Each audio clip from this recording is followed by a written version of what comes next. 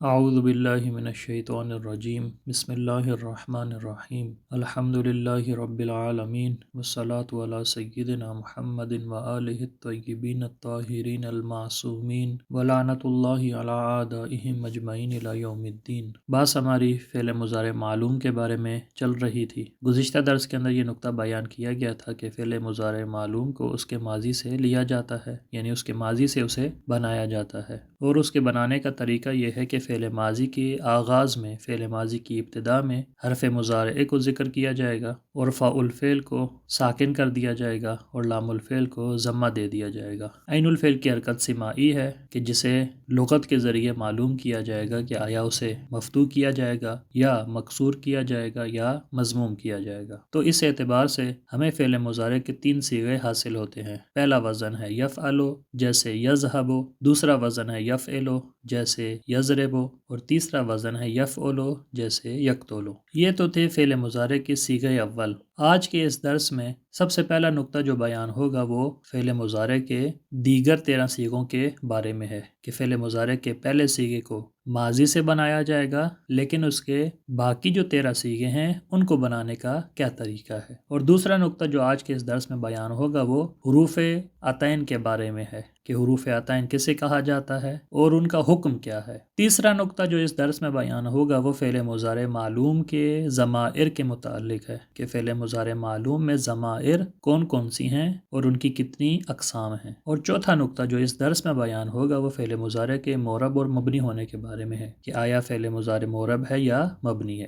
صیغہ، سب سے پہلا نقطہ ہے صیغے۔ ذکر کیا تھا کہ فارسی زبان کے اندر جس کلمے کے آخر میں ہا کا اضافہ کیا جائے تو وہ کلمہ جم پر دلالت کرتا ہے۔ صیغہ یعنی زیادہ صیغے، جم ہے۔ ہر کدام از سے وزن فوق صیغہ اول مضارع است و 13 صیغہ دیگر را از صیغہ اول میں گیریم بدین طریق۔ گزشتہ درس کے اندر فعل مضارع کے جو 3 وزن بیان کیے گئے تھے، یفعلو، یفعلو اور یفعلو، یہ تینوں وزن فعل مضارع کے صیغہ اول تھے۔ ہر کدام از سے وزن فوق، جو گزشتہ درس کے اندر 3 وزن بیان کیے گئے ہیں ان میں سے ہر ایک صیغہ اول مضارع است، وہ فعل مضارع کا پہلا صیغہ ہے۔ و 13 صیغہ دیگر را از صیغہ اول می گیریم، اور باقی جو 13 صیغے ہیں ان کو پہلے صیغے سے بنایا جائے گا بدین طریق، کہ جس کے بنانے کا طریقہ یہ ہے۔ صیغہ دوم، دوسرا صیغہ، با اضافہ کردن الف و نون مکسورہ بآخر صیغہ اول و مفتوح کردن لام الفعل۔ دوسرا صیغہ اس طرح سے بنے گا کہ پہلے صیغے کے آخر میں الف اور نون مکسورہ کا اضافہ کیا جائے گا اور لام الفعل کو مفتوح کر دیا جائے گا۔ یفعلو سے یفعلانے بن جائے گا۔ صیغہ سوم، با اضافہ کردن واو و نون مفتوحہ بآخر صیغہ اول۔ صیغہ سوم اس طرح سے حاصل ہوگا کہ صیغہ اول کے آخر میں واو اور نون مفتوحہ کا اضافہ کر دیا جائے گا، لہٰذا یفعلو سے یفعلون بن جائے گا۔ صیغہ چہارم، چوتھا صیغہ، بتبدیل یا حرف مضارع بے تھا۔ چوتھا صیغہ اس طرح سے بنے گا کہ صیغہ اول میں موجود حرف مضارع یا کو تا میں تبدیل کر دیا جائے گا۔ یفعلو میں یا موجود تھی کہ جسے تا میں تبدیل کر دیا جائے گا، یفعلو سے تفعلو بن جائے گا۔ صیغہ پنجم، پانچواں صیغہ، بتبدیل یا بے تھا و مفتوح کردن لام الفعل و اضافہ کردن الف و نون مکسورہ بآخر آن۔ پانچویں صیغے میں 3 کام کرنے ہوں گے۔ سب سے پہلا کام یہ ہے کہ پہلے صیغے میں جو یا موجود ہے اسے تا میں تبدیل کر دیا جائے گا۔ دوسرا کام یہ ہے کہ لام الفعل کو مفتوح کیا جائے گا، اور تیسرا کام یہ ہے کہ اس کے آخر میں الف و نون مکسورہ کا اضافہ کیا جائے گا۔ بتبدیل یا بے تھا، سب سے پہلا کام ہے یا کو تبدیل کیا جائے گا تا میں و مفتوح کردن لام الفعل۔ دوسرا کام یہ ہے کہ لام الفعل کو مفتوح کر دیا جائے گا۔ تیسرا کام و اضافہ کردن الف و نون مکسورہ بآخر آن۔ تیسرا کام یہ ہے کہ الف و نون مکسورہ کو اس کے آخر میں اضافہ کیا جائے گا۔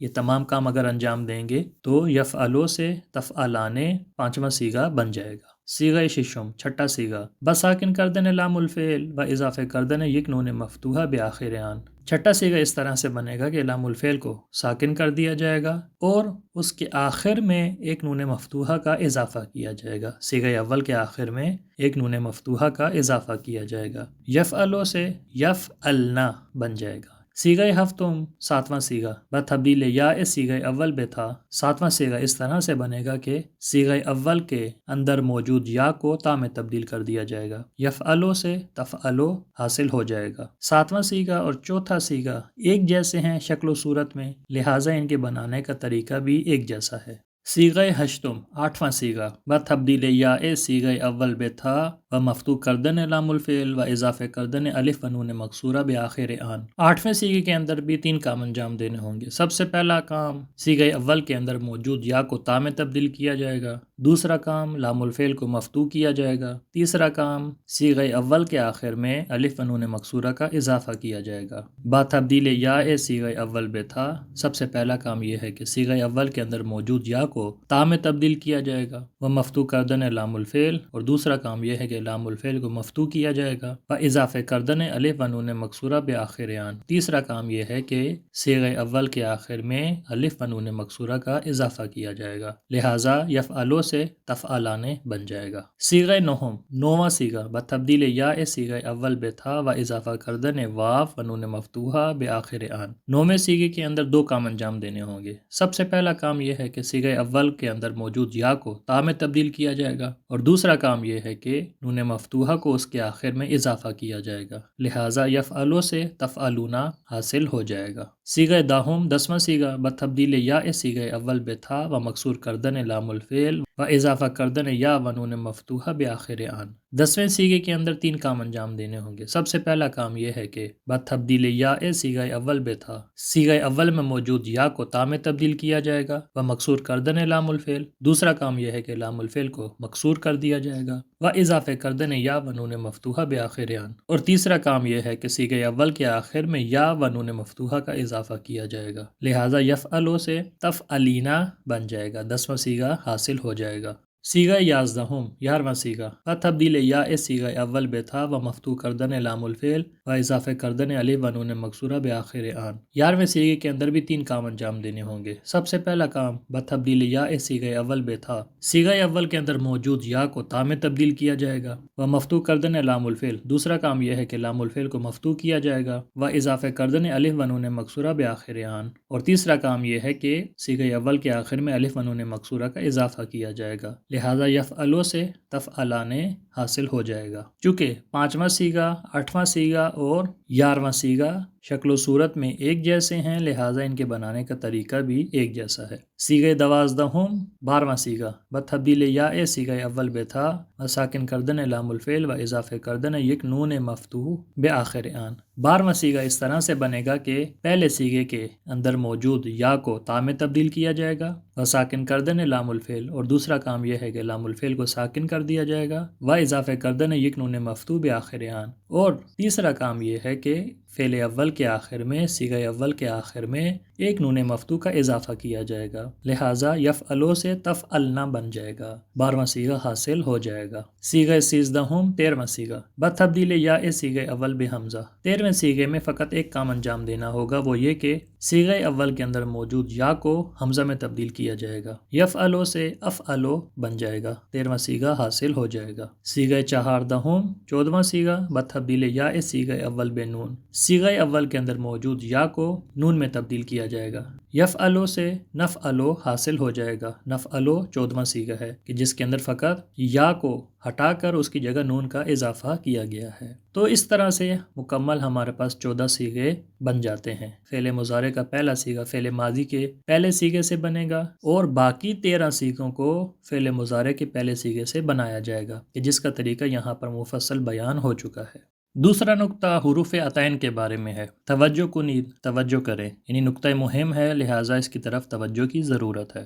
یا، تا، حمزہ و نون حروف عطین را که در اول صیغه های مضارع قرار دارند حروف مضارعہ یا علامت فعل مضارع می نامند۔ 4 حرف یا، تا، حمزہ اور نون کہ جنہیں حروف عطین کے نام سے تعبیر کیا جاتا ہے، اسی طرح انہیں حروف عنایت بھی کہا جاتا ہے، کہ جو فعل مضارع کے جو صیغے ہیں ان کے اول میں آتے ہیں انہیں حروف مضارعہ یا فعل مضارع کی علامت سے تعبیر کیا جاتا ہے۔ یا تا حمزہ و نون حروف عطین را کہ در اول صیغہ ہے مضارع قرار دارند، یا تا حمزہ و نون کہ جنہیں حروف عطین کہا جاتا ہے کہ جو فعل مضارع کے صیغوں کے شروع میں آتے ہیں حروف مضارعہ یا علامت فعل مضارع مینامند، انہیں حروف مضارعہ یا فعل مضارع کی علامت کہا جاتا ہے۔ این حروف در مضارعی کے ماضی آن 4 حرفی باشد مضموم و در مضارعی کے ماضی آن کمتر از 4 حرفی یا بیشتر از آن باشد مفتوح می باشند۔ ان حروف کا حکم یہ ہے کہ یہ حروف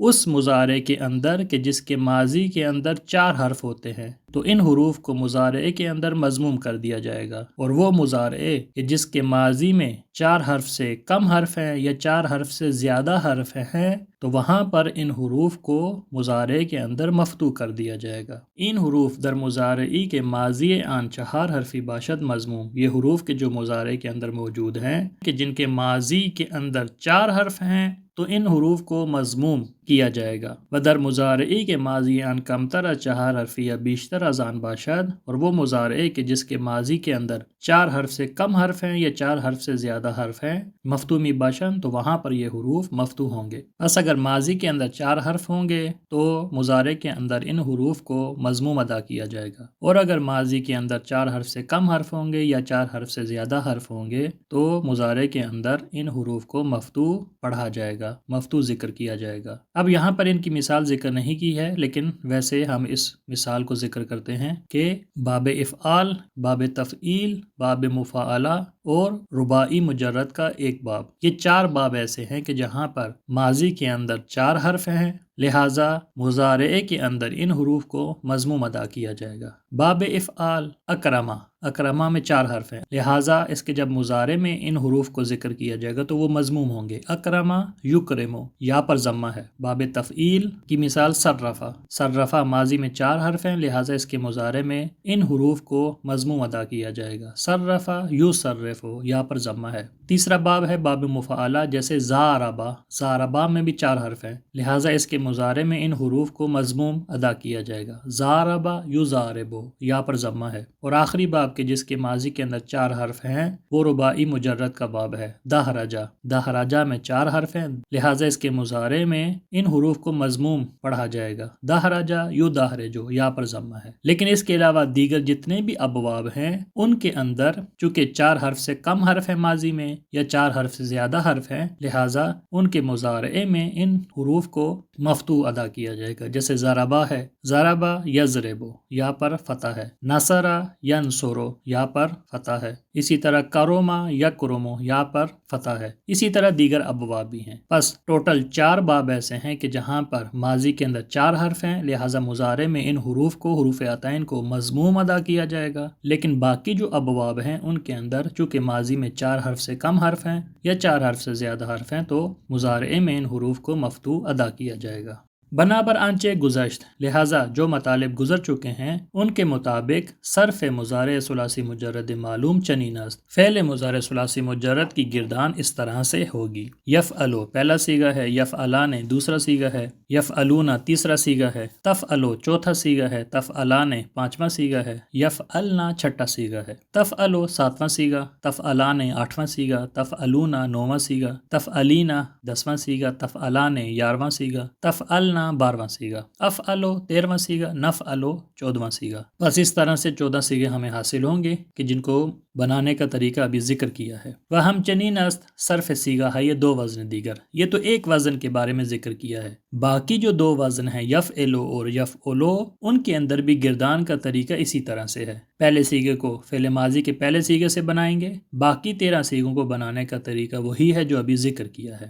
تیسرا نقطہ ضمائر، ضمائر کے بارے میں ہے۔ الف در تثنیہ ہا، واو در جمع ہائے مذکر، نون در جمع ہائے مؤنث، یا در مفرد مؤنث مخاطب، ضمائر بارز فاعل است۔ فعل مضارع کے اندر ضمائر کی 2 قسمیں ہیں، جیسے کہ ماضی میں بھی ذکر کیا تھا۔ فعل مضارع کے ضمائر کی پہلی قسم ہے ضمائر بارز اور دوسری قسم ہے ضمائر مستتر۔ تثنیہ کے صیغوں میں موجود الف، جمع مذکر کے صیغوں میں موجود واو، جمع مؤنث کے صیغوں میں موجود نون مفرد مؤنث مخاطب کے صیغے میں موجود یا یہ تمام کی تمام ضمائر بارز ہیں۔ الف در تثنیہ ہا، الف جو تثنیہ کے صیغوں میں موجود ہے، 4 صیغے تثنیہ کے ہیں۔ واو در جمع یہ مذکر، واو جو جمع مذکر کے صیغوں میں موجود ہے کہ جو 2 صیغے ہیں۔ نون در جمع یہ مؤنث، نون جو جمع مؤنث کے صیغوں میں موجود ہے کہ یہ بھی 2 صیغے ہیں۔ یا در مفرد مؤنث مخاطب، یا جو مفرد مؤنث مخاطب کے صیغے میں آتی ہے،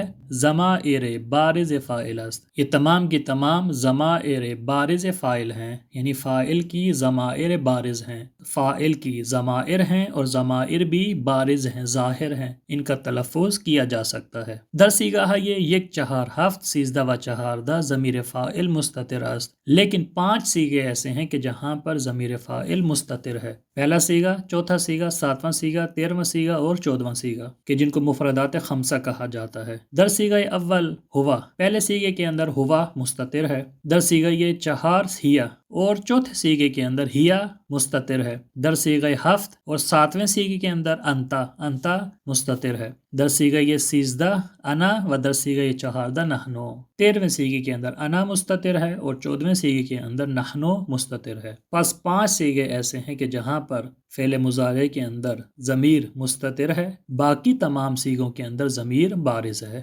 توجہ کنید، یہ نقطہ بھی بہت مہم ہے، لہٰذا اس پر بھی توجہ کی ضرورت ہے۔ در فعل مضارع 2 صیغہ جمع مؤنث مبنی و بقیہ صیغہ معرب است۔ فعل مضارع کے اندر جمع مؤنث کے 2 صیغے مبنی ہیں جو 6 اور 12واں صیغہ ہے، و بقیہ صیغہ معرب است، اور باقی تمام کے تمام صیغے معرب ہیں۔ پس فعل مضارع کی 2 قسمیں ہیں، 2 صیغے مبنی ہیں اور باقی تمام صیغے معرب ہیں۔ خلاصہ یہ ہے کہ فعل مضارع کو ہم معرب اور مبنی ہونے کے اعتبار سے 2 حصوں میں تقسیم کر سکتے ہیں۔ ایک حصہ مبنی ہے، یعنی 6 اور 12واں صیغہ فعل مضارع کا مبنی ہے جو ہمیشہ مبنی رہتا ہے، اور باقی تمام صیغے جو ہیں وہ معرب ہیں۔ صیغہ یہ معرب خود مرفوع می باشند، فعل مضارع کے جو معرب صیغے ہیں وہ خود بخود مرفوع ہوتے ہیں، لہٰذا جب بھی فعل مضارع معرب ہوگا تو ساتھ ساتھ وہ مرفوع بھی ہوگا۔ علامت رفع در صیغہ یہ 1 4 7 13 و 14 ضمہ لام الفعل، و در تثنیہ ہا جمع مذکر و مفرد مؤنث مخاطب نون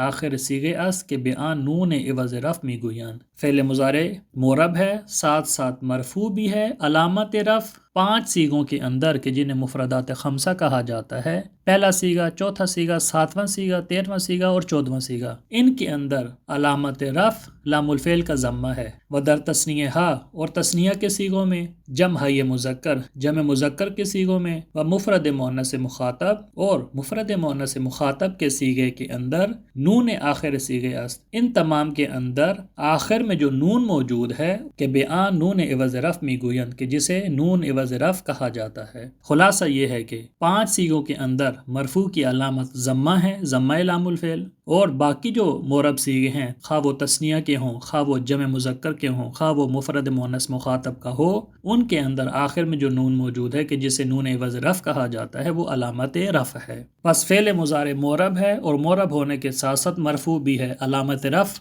بھی ذکر کر دی ہے کہ علامت رفع مفردات خمسہ میں ضمہ لام الفعل ہے اور باقی صیغوں میں نون عوض رفع ہے۔ در 2 صیغہ یہ جمع مؤنث 6 و 12 نون مفتوحہ ضمیر است نہ علامت رفع۔ اب ایک اشکال ہو سکتا ہے کہ جمع مؤنث کے جو 2 صیغے ہیں 6 اور 12واں، ان کے اندر بھی نون مفتوحہ موجود ہے، آیا وہ نون عوض رفع ہے یا نہیں ہے، علامت رفع ہے یا نہیں ہے، اسی کو یہاں بیان کر رہے ہیں کہ 6 اور 12ویں صیغے کے اندر جمع مؤنث کے جو صیغے ہیں 6 اور 12واں، ان کے اندر جو نون مفتوحہ موجود ہے وہ ضمیر ہے، علامت رفع نہیں ہے۔ در 2 صیغہ یہ جمع مؤنث کے جو 2 صیغے ہیں 6 و 12واں صیغہ، نون مفتوحہ ضمیر است، ان کے اندر جو نون موجود ہے وہ نون مفتوحہ ضمیر ہے نہ علامت رفع نہیں ہے، لہٰذا وہ 6 اور 12واں صیغہ مبنی ہے، معرب نہیں ہے۔ چونکہ معرب نہیں ہے لہٰذا ان کے اندر علامت رفع بھی موجود نہیں ہے، اور جو نون مفتوحہ موجود ہے وہ ضمیر ہے، علامت رفع نہیں ہے۔ انشاءاللہ مزید مطالب کو